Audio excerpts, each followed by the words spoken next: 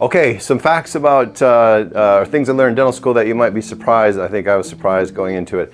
So one is that it takes time for a cavity to form on your teeth. It takes up to 36 hours, so it doesn't happen instantly, so want to make sure you're brushing and flossing twice a day. Definitely interesting about the time that it takes.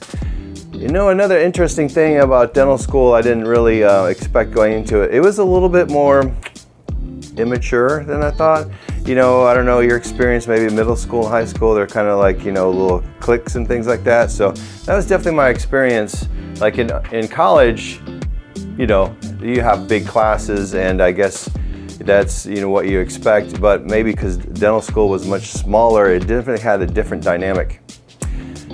Here's an interesting thing about any professional school, really. Be careful about borrowing money. It's relatively easy to borrow money because you're in dental school or medical school or law school or whatever, but that can be dangerous.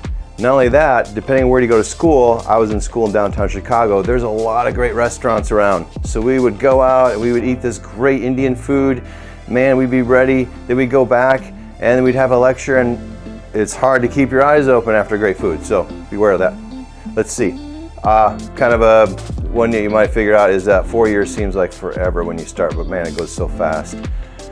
Probably the most interesting thing I learned in dental school, or the thing that surprised me about dental school, was we don't spend a lot of time learning about occlusion, how the teeth actually work together.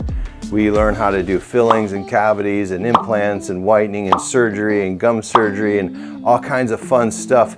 But the amount of time we actually spend studying how the jaw works together is actually pretty low.